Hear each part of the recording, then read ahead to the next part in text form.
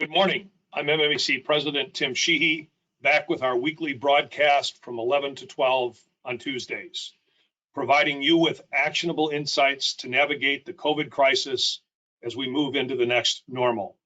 This webcast is powered by Aurora WDC, a Madison-based market and intelligence firm. They help us make faster and smarter decisions. For more information, go to aurorawdc.com. And before we begin, here's a quick tip from Mike Maltesta, President of ERC Midwest, providing decontamination and disinfection services. Take a moment to appreciate how far you've come.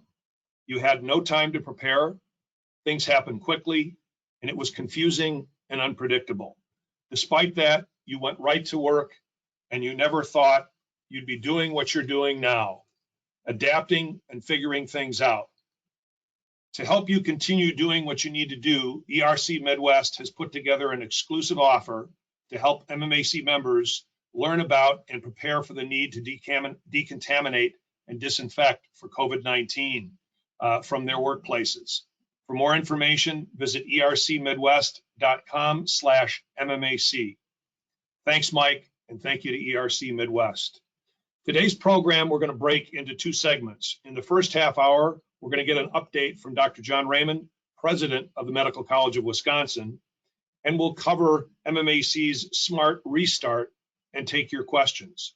In the second half, starting at 11:30, we'll be joined by Governor Evers, who will discuss the Badger Bounce Back Plan and take your questions. Before I introduce Dr. Raymond, let me set the framework for today's discussion on how we best address the interrelated factors in any strategy dealing with COVID-19. Next slide. So in looking at a smart restart or any strategy to address COVID-19, we have at least the blessing and the burden of over 2,000 members that employ 300,000 people here in southeastern Wisconsin. Small businesses, large businesses, mid-sized companies, service firms, manufacturers, hospitality, retail, and healthcare. And the challenge has been, how do we address that broad interest group? And we have created this framework with the help of the medical college, really looking at the essential steps to engage our health, our safety, our economy, and our community as we build a framework and work with others to build out a framework to address COVID-19.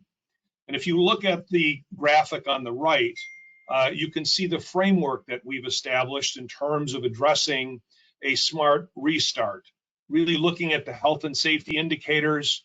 And then as we move into the next normal of an economy that's going to exist until we have a vaccine, we've got mitigation and containment. And we've got the interplay of the business community, the healthcare providers and the science, and then government and public health officials. And what we all want to see is clear communication, policies that get at the heart of protecting us and also opening our economy. And then third, the ability to go out and take action. So as we think about this framework, we think about addressing it in three steps. And the first are the health and safety indicators, the ones that signal when it's a right time to move beyond the crisis. And Dr. Raymond's going to talk a little bit in a moment about the dashboard, looking at the number of cases, testing, our healthcare capacity, and the provision of personal protective equipment. And I think the important point here in looking at our health and safety indicators is that they are tools to guide the decisions that are made by our policymakers, not rules to make decisions by. By the very nature, the information has some subjectivity to it, and we need to use it as a guide, not a rule. The second part of this is looking at the economy and the community. And at least from our perspective at MMAC, we want to see a way to safely dial up the economy and our community. And to do that, we need a phased approach that balances the risk and opportunity of bringing the economy back online. And we think that needs to be led by best practices and tools and education from the private sector.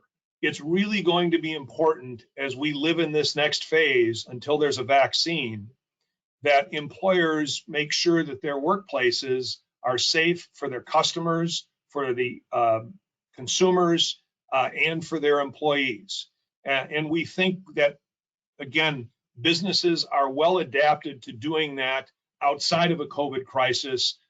They're even more focused on doing it during the COVID crisis, and will be good leading partners with our healthcare providers and with our governmental leaders. And then the third step to this framework is really looking at mitigation and containment. And as I've said earlier here again, we're entering a phase where it's going to be some time before there's a vaccine. And we're going to need to continue to practice the social distancing. We're going to need to implement the workplace safety measures. We're going to need to make sure that consumers and customers are confident about where they go to work, where they shop, and where they do their business. And that next normal is going to be with us. And so making sure that we have plans to mitigate future disruptions, to track and test, are all parts of that phase. And so it's this framework that I hope is helpful as we set up the rest of the discussion today. And I'd now like to turn to Dr. Raymond to walk through kind of where we are at this moment and what the dashboard tells us about next steps that we can take. Dr. Raymond? Thanks, Tim, and good morning, everyone. Because our daily numbers are updated at 2:30 p.m., we'll review yesterday's numbers. And as always, we caveat Monday's numbers because of the potential reporting lags over the weekend. As of yesterday, there were 41 new COVID-19 positive tests in Milwaukee and 153 in Wisconsin. Average daily growth rates, calculated using all of the data since March 12th, continue to improve to 6.1% in Milwaukee and 6.7% in Wisconsin. Now, we've included a new metric which measures the average daily growth rate over the last 7 days, which could give us additional insights into the current state. And the 7-day average growth rate was 3.3% in Milwaukee and 4% in Wisconsin. And recall that a month ago, the growth rates were nearly 35%. So these data demonstrate that we've made progress slowing the spread of COVID-19 both in Milwaukee and in Wisconsin. Now I'm going to move on to the doubling time. The doubling times originally were lower than, if we can go back to the last slide, please. The doubling times originally were lower than 3 days when we started to measure them last month. And the doubling times also continue to improve to about 11.5 days in Milwaukee and 10.4 days in Wisconsin. So again, we continue to make progress. And later in the week, I'll show you some intriguing evidence that Milwaukee might actually be doing better than other parts of the state in terms of stemming the growth of COVID-19. If we go to the next slide, please. This next slide shows key indicators of hospital capacity, and the capacities are similar to those that we showed last week. The first 3 rows show that we have ample capacity of hospital beds, ICU beds, and ventilators in our region. We still do, though, on the other hand, have a significant number of hospitals with an insufficient supply of personal protective equipment, as shown in the last row. And I believe that this is a problem that will be with us for quite some time, even with responsible reuse of N95 masks and switching from disposable to washable gowns. But I'm encouraged that PPE was identified as a core responsibility in the Badger Bounce Back program. Next slide, please. This slide shows our health and safety indicators. 2 of the indicators remain yellow, as we discussed last week, and these are sustained case reductions and hospital capacity, denoted in the left-hand column as cases and care. And we're in the red for the other 2 indicators. And please note that we're not showing the public health indicator because we believe that fits better into the mitigation and containment plan. Now I'll take it back to Tim. Thank you, Dr. Raymond. And I'm going to stay on this slide a moment with you and just ask you a question, because as we've laid out, as you have laid out these health and safety indicators, as you noted, we've moved off the slide one of the indicators, and I think there's an important distinction that I just want to have you highlight in terms of why that's an indicator for kind of containment and addressing what happens as we live with COVID-19 versus an indicator to take the next step, if you will, to phase in a reopening of the economy. Yeah, Tim, I think if you reflect on your setup where you talked about the three sectors of our society and then three main types of activities that we need to focus on, I believe that the public health aspect stands on its own as a key component of the mitigation and containment strategy and isn't necessarily a health and safety indicator. So that's why we move that into the other category. That's very helpful. And just let folks know that on your panel, you can enter questions and you can do that at any time during the broadcast here, and we'll get those questions queued up as best we can. And we've got a couple right now for Dr. Raymond. The first one, Dr. Raymond, is what do you know of plans to significantly ramp up testing across the state? Well, yesterday, Governor Evers announced a very ambitious plan to bring a huge amount of tests forward for us. I think the National Guard is going to be helping to administer some of those tests in some of the communities that were the focal point of some of the first hot zones, so to speak. And hopefully there'll be sufficient availability of tests that we can really do good work to find out how many people actually have been exposed to COVID-19 in our community. I think that's a huge issue. What's going to be required, though, is more than just the availability of the tests for the virus. We spent some time talking about our hopes that we'll be able to test for antibody or for what we hope would be immunity from people that have already been exposed.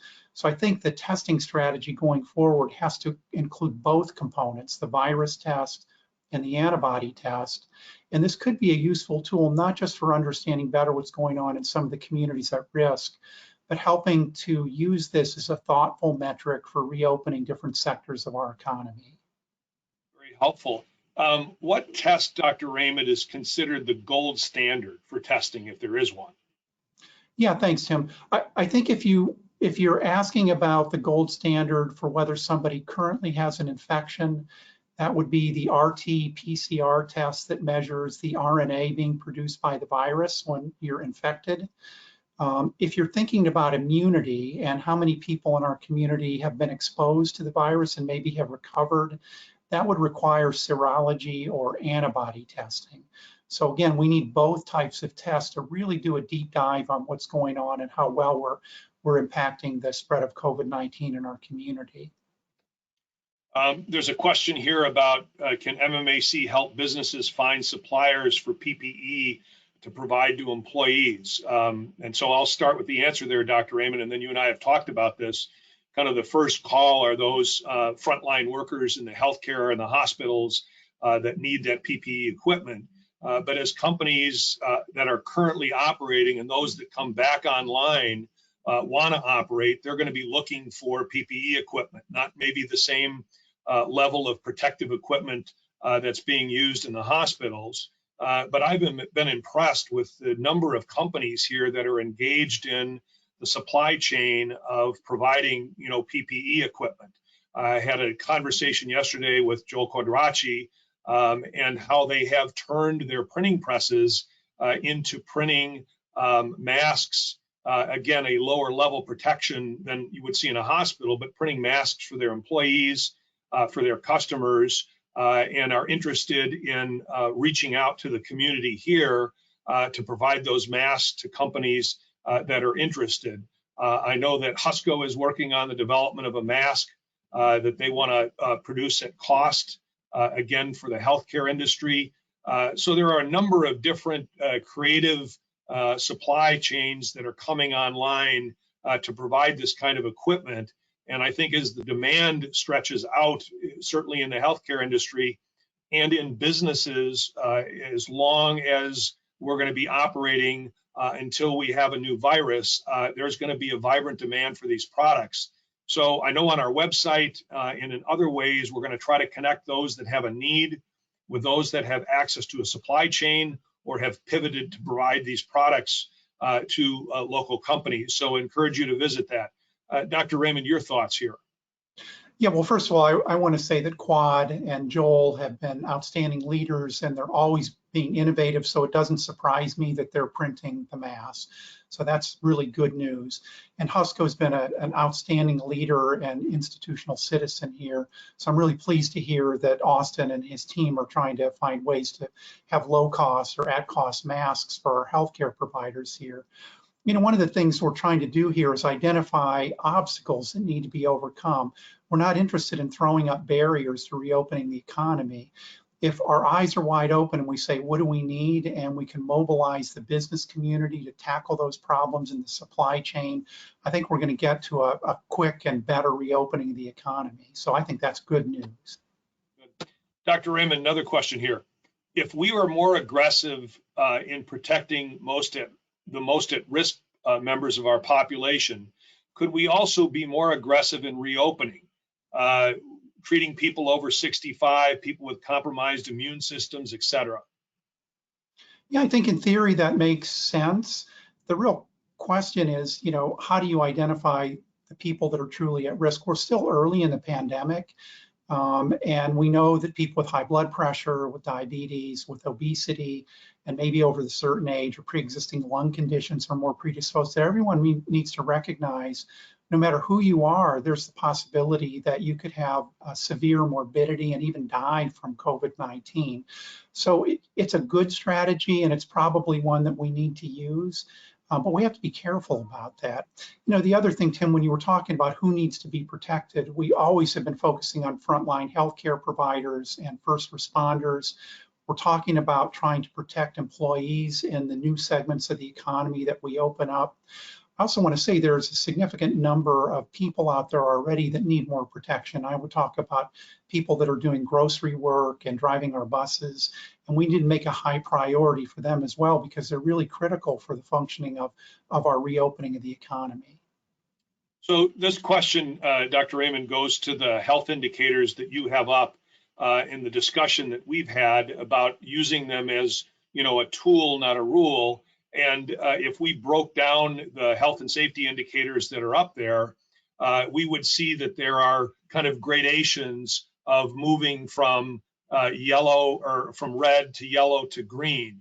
And so this question goes in particular to the cases indicator and when the clock started for tracking what we hope to be a 14-day reduction.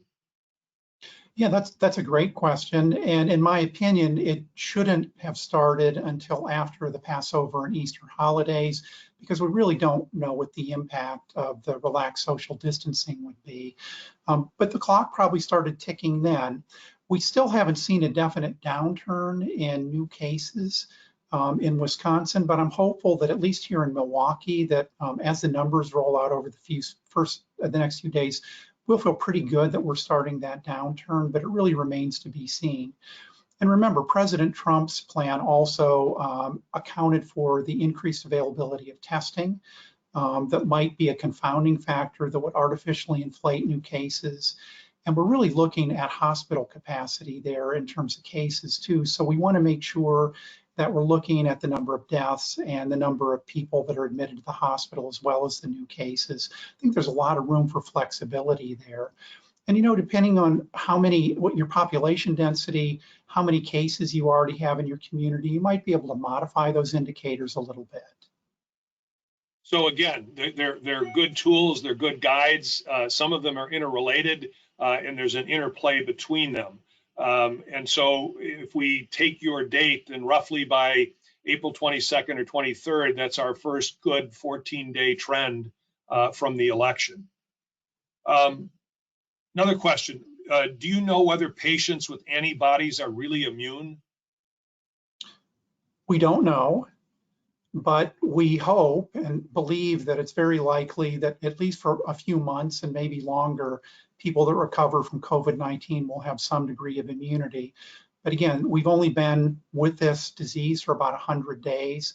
So we're really speculating based on how other viruses behave. We just don't know yet. Sure. Are you concerned about the public health issues related to people who have delayed medical procedures not related to COVID-19? And this probably goes back to your slide of the 4 waves, Dr. Raymond. Yeah, I think we all should be concerned. There are elective procedures and chronic disease management interventions that we can delay for a few weeks or months, but not much longer than that, or we're going to have secondary impact on other people that don't have COVID-19 that truly need the best care that we can give them. The World Health Organization has said the worst is yet to come, quote unquote. Do you know what they mean by that? No, but I can speculate. They mean two things. One is COVID-19 is now sweeping through the Southern Hemisphere, and the healthcare infrastructure there isn't as good as what we have here. So that may be in part what they're referring to. And I also think there's some concern with a lack of coordination across different countries, that may be at different phases of the infection, that there could be secondary waves. And those are probably the issues that they're most concerned about. Yeah, and Dr. Raymond, again, as we've talked over many weeks, the challenge of balancing the interrelated health, safety, economy, and community issues, we saw boil up over the weekend and probably continue to boil as the pressure of being out of work and having business closed continues to mount. So what would you say to people who are planning to resist or disregard the extended safer at home order? Well, first of all, I want to say that they have a right to express their opinion. And second of all, I understand the frustration. The other side of this, though, is that we've done so much work over the last month to slow the spread of the disease that we really need to be careful about the pace at which and the timing for which we reopen the economy, so that we don't have a boomerang effect that ruins all the hard work that we've already done and maybe sets us back even further. Kind of related to that,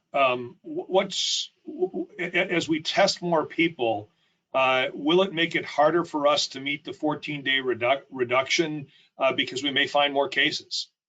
I don't think so, Tim, because one of the indicators is the percentage of positive tests for the number of new tests that you do. So that has sort of a self-controlling metric in and of itself. It's not just the number of positive tests. It expresses a percentage of the number of tests that you do. And again, we're focused on the trend. So if there's blip in the trend, you're really looking for something that changes the trajectory of the trend, not kind of off and on one-day anomalies. Yeah, Tim, you said two really important words. One is trend, which means you don't overreact to 1 or 2 days worth of data. And the other is trajectory. I think that's really a concept that we have to focus on. Are we continuing to move in the right direction, and how fast are we moving there? What's your opinion on businesses taking temperatures either of workers or their customers before entering the premises? I think it's a good idea, but it has significant limitations. But what I would do is look at what China is doing. They are using infrared scanners and drones to look for people that have temperature elevations and trying to isolate them. So if they're still doing it, probably makes sense. I'm not sure it's going to be as feasible here. We're not going to have drones out sending text messages to people that we see on the street that have a high temperature. I mean, we just have a different society. And we have a severe shortage of touchless thermometers, so it would make it hard to really test everybody coming into the workplace. So we may need to rely on something cruder like just self-reporting before you come to work. Yeah, and I know just from my conversations with dozens of employers, some of them are not the ones that at least can work remotely, are going to delay coming back to the office until they have a procedure and the equipment to do that kind of testing in their workplaces, again, to protect from a flare-up and a potential need to shut down. So those are going to be some important protocols that I know companies are hard at work at already. Dr. Raymond, you concerned about defective tests, and how does that affect our statewide strategy? About defective tests? Defective, yes. Yeah, no test is perfect. That's why it's going to be important for us to validate the test and the supplier of the different types of tests, and to make sure that we're comfortable that we know the limitations of the testing. But what I would say is, let's not be afraid. Let's roll those tests out there. We can do small studies validate them against whatever gold standard we have, and then deploy them as rapidly as we can. We really need that testing. Yeah, and then kind of related to that is, once we restart or move to this phased in restart, ideally, how often would employees be tested? Yeah, that's a really tough question. It's going to depend on how confident we are in the tests that we roll out and how many that we have. So I don't think there's a simple answer there. No, and I know the story from one of our members who operates in Singapore, and I think for a while there, and they may still have it, employees came in, they got their temperature taken, and they had a yellow sticker placed on them, and in 4 hours, that sticker turned blue, and they had to go back and get their temperature retaken. So probably a range of tools that employers could use. Yeah, agree. Is there a scoreboard, in quotes, tracking progress on vaccines, and what's the best place for information on that? Boy, that's really tough. I only give you the tough questions. Yeah, thanks. I don't have a good answer for this one. I try to read with a critical eye. There's a lot of hype and a lot of hope that makes it into the lay press. And sometimes there are really good nuggets of information there that are scientifically based. So I'm going to go back to make sure people understand it typically takes 3 to 10 years to develop a vaccine. And there are a lot of steps in the process, some regulatory steps, early phase human studies, being able to manufacture at a reasonable cost, and then distribute and administer the vaccine. When we say that people are working hard to get it down to 12 to 18 months, there are limitations, some biological limitations. The virus, it may take a month or more than that to really even see whether there's been an effect on a certain population. Then you've got to scale up the production, and there are real limitations in, especially for the protein and peptide-based vaccines, that really make 12 months the minimum. Now, what could be a game changer? I think the Moderna product that uses RNA rather than protein might be something that could be expedited much more quickly, but that remains to be seen. One of the things we all need to get used to, Tim, is I think there's going to be some degree of social distancing for a long time until we either get herd immunity or through a spread of the infection, or we have a vaccine. Yeah, and that's a good point, and a point we keep emphasizing, that we're going to have to operate for some time under this new normal, and the more quickly we get at those policies and procedures, the more comfortable employees and customers are going to feel about this. Mm-hmm. Doctor, your thoughts on the notion that the virus has not killed more people than the normal flu, and deaths are being, quote, misrepresented in some way? I'll call that a myth and say false. And I know there are a lot of people that are using numbers to try to say that. The fact is, whether we're underestimating the number of people that have been exposed or not to the virus, it's still much, much more dangerous than the common flu. And I've seen people extrapolate numbers. There's a Stanford study that says that we've underestimated the number of cases in their area, Santa Clara, by 50 to 85-fold, and people want to run with that. Well, they really only showed that that rate would be 2.5 to 4.25%.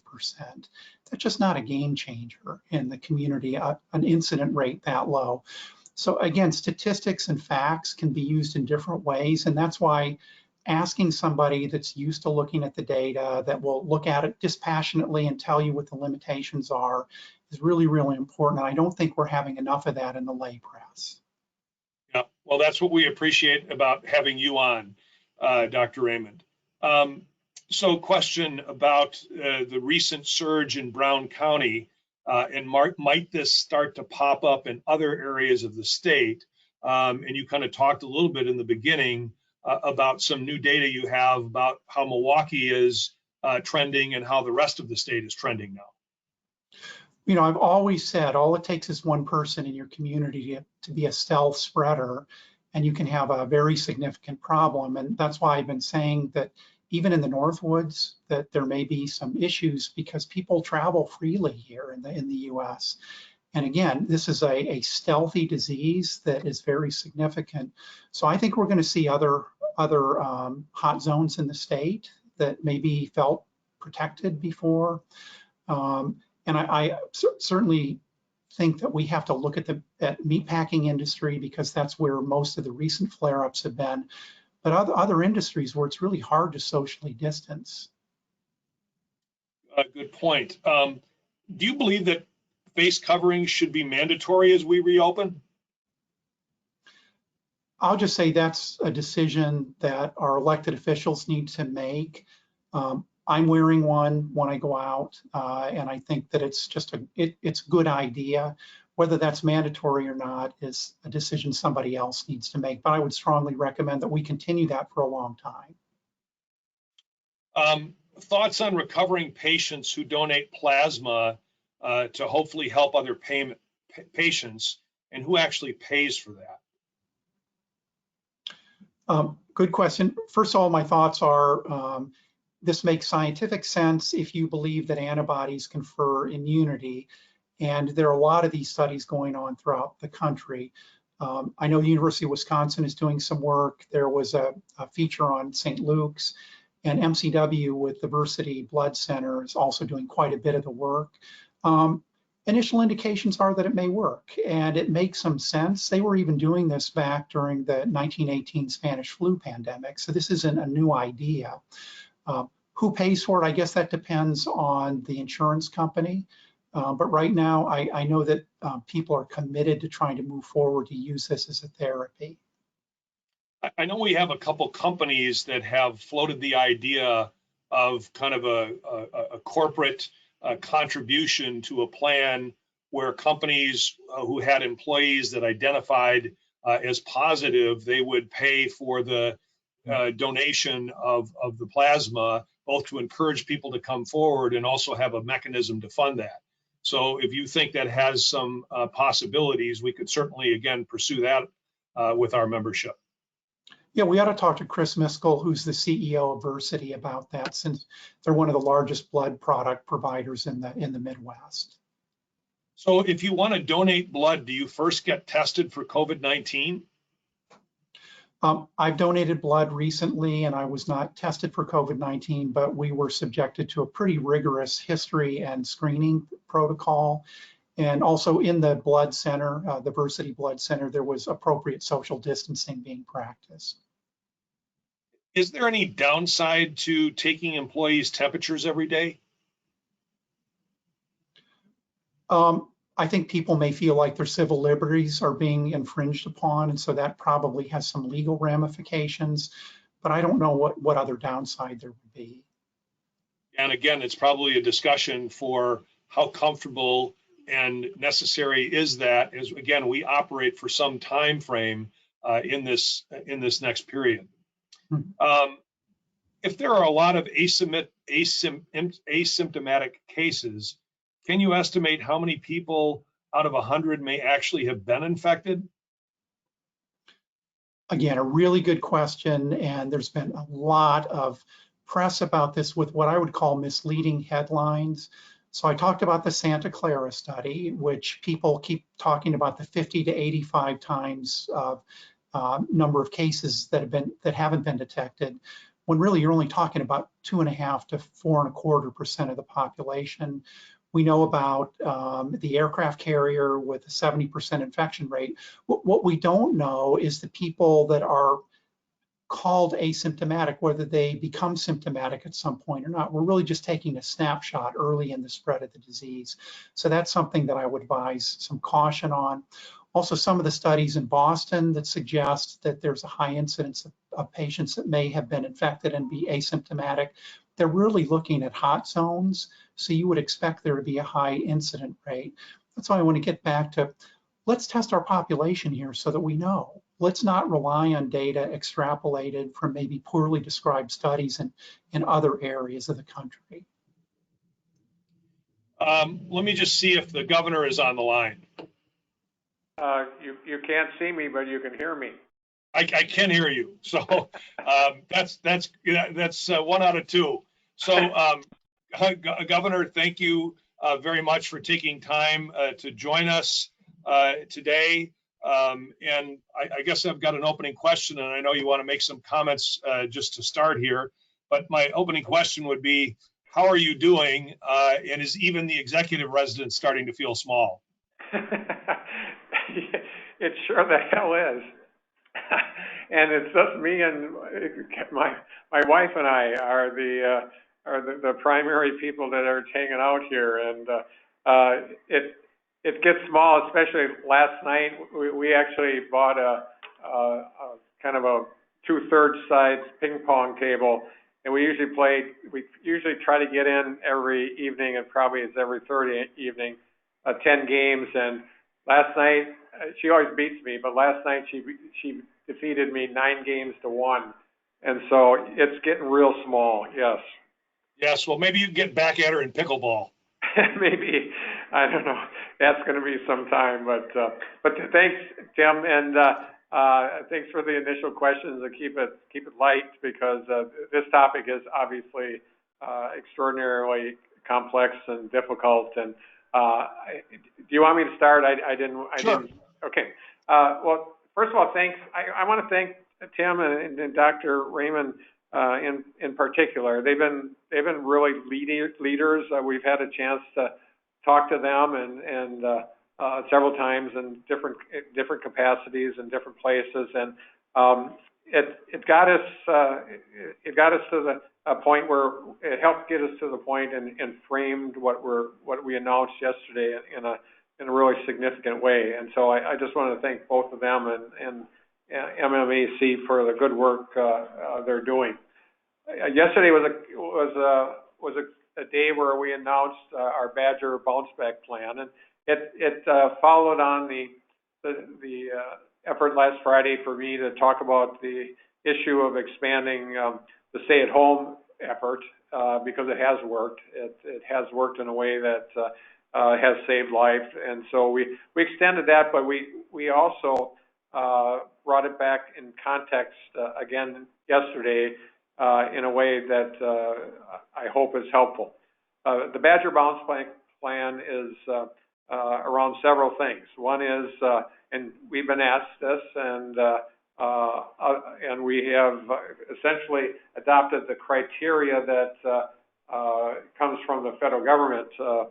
Even though President Trump's on the other side of the aisle from me, he's got some really great people advising him, and his opening up America process that in conjunction with the CDC fit. And so we have adopted their criteria, and those criteria are in the area of and this is a health issue around the area of influenza data that we have in the state. 14 days reduction there, 14 days of reduction in new tests, and also making sure that we have beds, hospital beds, and for more hospital beds than we have patients. And just as an aside, on that last piece, the Army Corps of Engineers and FEMA and others have done a great job in converting State Fair Park to a hospital, and that will absolutely help us. I mean, we hope we don't even have to use it, to be honest with you, but if there's a surge, that will help greatly. So with those metrics in place now, we will be talking about this every single day. We hope to get it up on our website today or tomorrow, but at minimum in the very near future, and people will be able to see how we're doing against those measures. In addition, we have, as part of the bounce back plan, is clearly we want to be able to be in a position so that we can thoughtfully and carefully reopen various industries and businesses in Wisconsin. That's what, we can't even envision a world where you and I and everybody else in the room or on the line are going to be talking about this next year at this time. Certainly it's going to have a long-term impact, yes indeed, but we want to make sure that we're in a position to follow the leadership of the White House plan, and that starts out with attacking the virus in a significant way. And you heard Dr. Raymond talk about this just a few minutes ago. Testing is critically important. We want to, and we believe we can get there. Federal government should help us, but we're not necessarily counting on that help. We need to have at least 85,000 tests a week. We're not there now. We will get there. We've gotten the help from Marshfield Clinic recently. They promised us 10,000 tests a week. Exact Sciences in the Madison area, a firm that works in the healthcare arena. They're going to be doing 20,000 tests for us a week, and we've really modified the original use of the tests. Originally, it was just for, not just for, but primarily we prioritize healthcare workers, the people that are doing the work. We believe with a greater number of tests, we can test everybody that has any kind of COVID-19 symptom, who are symptomatic. I'll give you a small example of how it works in another state. My brother, who lives in Massachusetts, was symptomatic. He within just a short period of time, he got one test and it was negative, thank goodness. And they do it in twosies, and he had another negative, and then they say you got a different problem than COVID-19. We have to get to a much better place in this state. So our goal is to test as many people as humanly possible that have any symptoms. The second thing, and it's equally important, if not more important, just testing people isn't going to solve it. It's a whole issue of contact tracing. The good news is CDC is putting a group of people on the ground that will be able to go to hot spots, and we have one in Green Bay and a meatpacking firm where several people are turning up be COVID-19 positive. CDC is there. They're going to remain here in the state, and that's a good thing. We also have the National Guard doing the same work with several as far as testing goes. But the CDC is also going to be helping with the contact tracing.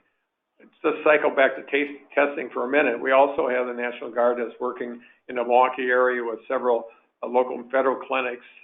Yesterday, all weekend, they were at the House of Corrections, and I believe everybody that wanted a test or was symptomatic got a test, both inmates and people that are working there. And they will continue to be on helping us out all across the state. But we do need some contact tracers. We're going to hire 1,000, and that seems like a big number. We know we can get there, and I know the Medical College of Wisconsin has indicated they're willing to help us out. Those people are so important. If we want to get to the point where we're not boxing in people, but we're actually boxing in the virus, we need to have these contact tracers working with people that are that have been shown to be positive as it relates to the outcome of the test, who they have been in contact with, get all those people in the 14-day quarantine and take it that way.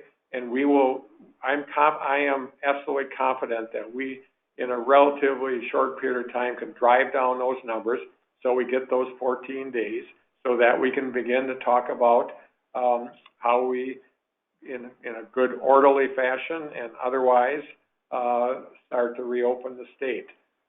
We are going to be working, and Missy Hughes from the Wisconsin Economic Development Corporation will take a lead in making sure that we're reaching out to folks all across the state. The Milwaukee area is clearly an important area, but in other areas too where the virus has had a different impact. And I know MMAC has been talking about these things. How can we minimize disease transmission in the workplace, identify worker safety protocols, ensuring customer safety? All these things we are now encouraging people to think about so that when we get to the good place, we can move forward. There may be chances that before the 26th that there are areas that make sense that we open up, and we're more than open to those things, and are always having discussions about that to begin with. So I am, frankly, I am very hopeful. This is a 24/7 affair. We have almost the entire state government that is working on these issues in some fashion, and I believe we're headed in the right direction. So I'm positive, I'm hopeful, and I know you are all in the same position to have that same feeling of hope. We can beat this virus. We have to get to a point where we are doing things in a safe way, and I think that can happen sooner rather than later. I'm not, I don't think anybody in the audience is thinking that in June of this year, everybody's going to be back to normal, and it'll be like before this, last December, before the pandemic. It's going to have to be slow, thoughtful, and safe. And we can do all those things. We can chew and walk gum at the same time. We can do those things. So I'm hopeful. And I guess, Tim, with that, yeah, I'm willing to do whatever you want. Sure, Governor. Just kind of a couple questions for you if you've got time, and appreciate you being with us. Sure. I think the one I get the most since the introduction of the Badger Bounce Back Plan is the gating criteria that you've identified as a way to move from safer at home to a phased reopening of Wisconsin's economy. And as you've discussed, you're going to be looking at the trends in symptoms, cases, and hospitalization, and kind of updating that on a daily basis. So I think the question people have is this a gate that's open and shut? In other words, we have to hit a certain marker before it opens, or is this a gate that can swing open as we make progress and move forward maybe earlier than May 26th if you see the indicators and the trend lines moving in that direction? That's possible. Yes, I'm open to that, but Katie bar the door. We have to do it safely. But yes, if indeed there's some industry or business that seems logical at that time, we'll certainly consider it. Absolutely. But it's and I know your good work too, and I'm, the idea of somebody playing kind of a certifier of issues, I think that's an important one to have that conversation as an organization, because at the end of the day we're going to count on the folks that are opening back up to do the best they can to make sure it is safe before you start and remains safe. And so there's going to be some areas where I think organizations like MMAC can be a help there. Thank you. A question again on, is there a regional approach to the bounce back? If one state is ahead on metrics, could they get some flexibility in reopening? And I contrast that against what I thought I saw in the opening marks of the statement that this is going to be a statewide decision. But I hear you saying there may be an opportunity to open regionally. Yeah, I mean, I'll use a non-Milwaukee area example. There are places, and I'll give you kind of the things that go into thinking around this. There are places in Wisconsin where in mostly northern Wisconsin, where there are very few positive cases. However, we all know that most of the people that have the virus are asymptomatic. So I can guarantee you every county has folks that are carrying that virus. But there may be ways that we can use that small number to identify businesses and industries that could open. But we also have to take into account in those parts of the state, I'm not saying yours, but in northern Wisconsin, that they are the least resource to respond to a surge, and also they are percentage-wise, most of them are, frankly, my age, and percentage-wise, the most susceptible. So we have to weigh all those things. But yes, if something seems logical and we're making progress, we will consider that. Yeah, Governor, two kind of points of frustration, both now and kind of moving forward. And one is the essential versus non-essential definition, and take it in two contexts. One is, for manufacturers, it's nearly impossible to discern through complex supply chains who's essential and who's not. And so I think there's an interest in having manufacturers open as long as, again, they can promote and show best practice for their employees and their customers.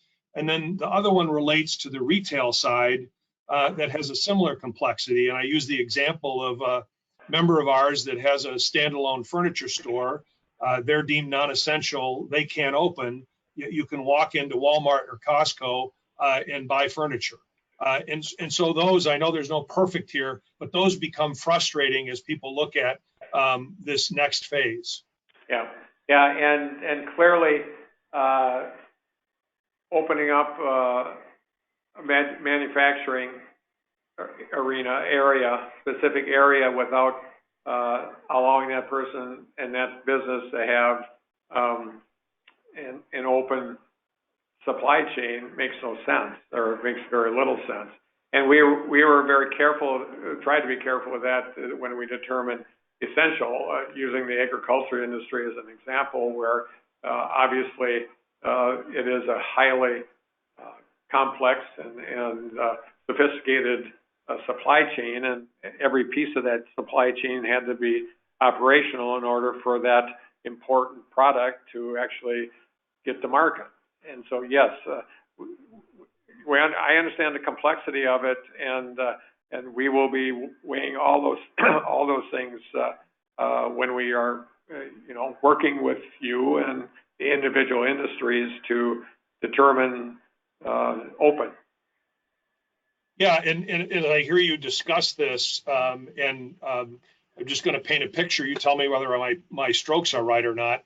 That this data will be published on a regular basis, so it'll be transparent and people can see how we're doing. That we're focusing on kind of trend lines over time, and that's what's going to be important in terms of informing your decision, and that you're going to maintain some flexibility in terms of ultimately when we move from safer at home to phase 1, phase 2, or phase 3. Is that a fair assessment? Yeah, I would say so. We're open to ideas, and that's one of Missy's jobs going forward, is to make sure that she's in the loop. She's going to keep you folks in the loop, and the good news is we now have metrics, and those metrics are going to tell us when we are doing a good job on the public health end and having some success. I'm convinced that all those things we're going to do and are doing will lead to some success. And that's why we chose, in one of the areas that we made sure that we had it in the context of the reduction in the number of new cases as part of the testing. We don't want to be put in a position of having more tests is going to drive the number down, but it's also included in the calculation. It's in the denominator, and so that's why I feel good about this, Tim. I appreciate your good work and all the people that you're working with in thinking through this. You can help us think through it going forward, but again, we have to have those conversations in the different businesses, small and large, how we can disrupt the transmission of this disease while we're doing this work. And that do I think that we'll have some places that surge? Yes, we do. That's why we have to have those contact folks in place. That's why we're doing this, so that Yes, until we have a vaccine, that virus is going to exist in Wisconsin. We just have to be able to minimize those outbreaks. And I know as governor, you have the challenge of kind of managing the response and balancing, health, safety, economy, and community. As we look at the states around us again, we seem to have the date of May 26th that's furthest out. We now have a process to get there. And I know you're aware of this. For each kind of week we go, it becomes an even more difficult burden. It almost throws the businesses that are dealing with it months behind in terms of their recovery. So what's our message to our small, mid-sized employers that are gonna, they're really struggling now, and each extra week just becomes another couple months of burden in terms of their ability to recover? Yeah, and that's an interesting question. And it kind of gets at why the 26th and not the 15th or the 1st or the 2nd or the 3rd or whatever. And the bottom line is that given where we are with the data that we have now, we've got a long way to go, and that's why we picked one that's far out. And if we get there on May 15th, God love us. We will start to. That's why those things are so important. The last thing, frankly, I wanted to do, and I think this is still an accurate statement. So I understand the challenge on this, but if we would have put May 5th, then everybody's waiting there on bated breath on May 5th, saying, "Well, did we make it?" Well, the 26th is essentially an artificial date, except for we want people to stay at home. That is critically important.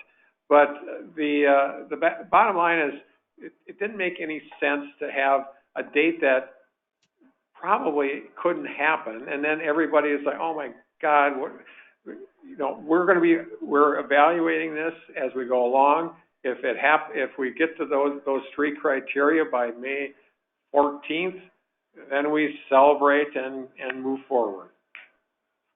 And I think obviously this is, and I appreciate what you're balancing, and this is something that I think as these trends kind of develop, that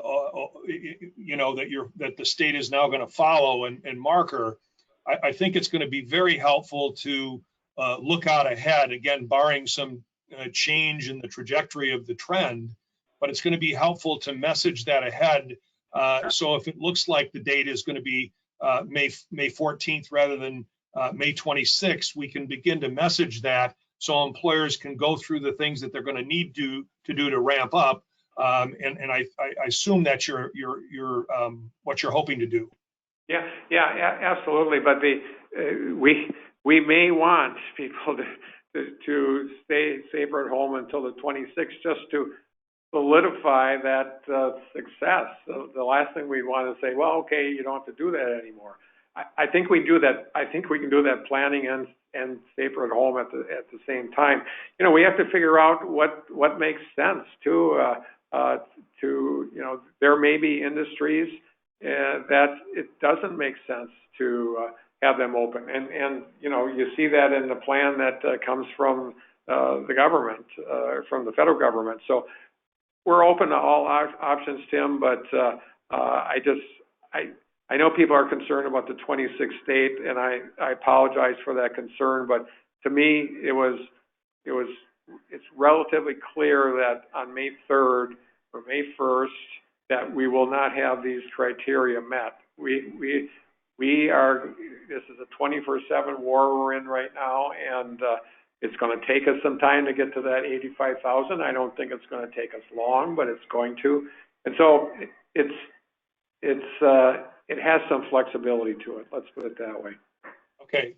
And I think kind of given that, I know that you're going to get an aggressive response from employers who believe they can put the protocols in place that they're going to need to operate under for quite some time to make their customers and their employees safe. And for those that can, they may extend their work from home policies beyond whatever date the state picks. Yeah. What we want to do is encourage those that can work safely, to come back as soon as they can. Yeah, there's no question that the workplace for many people will look a lot different. There will be people still working from home. There will be, and all that's important. I just don't want to leave this conversation with the thought that everything's going to happen at once. That I don't believe the system can solve that. I think we have to do it slowly and thoughtfully, and we want you and your partners there to help us figure out how to make that happen. Great. One final question, if you wouldn't mind, and Sure. It really relates to the CARES Act and the 1.9 billion of the funding that really falls in your hands in terms of flexibility and thoughts how that might be deployed in the state. Well, I give you a specific answer if I knew the regulations. They haven't come out yet. Okay. So as that happens, we'll be glad to have further conversations. Unfortunately, it gets tiring to point fingers, so I'm not even going to point fingers. It hasn't happened yet. So when it does, we'll have a more robust conversation. Well, thank you, Governor. I respect the challenge that you have in front of you.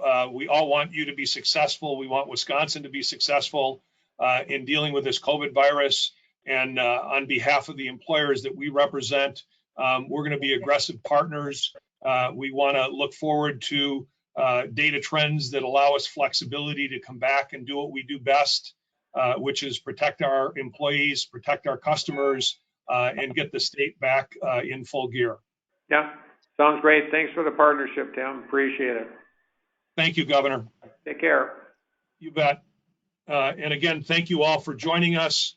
We'll be back this afternoon at 3:30 for an update on our health and economy, as we do each day at 3:30, and then back next Tuesday at 11 for another edition. So thank you, be safe, and appreciate all the questions.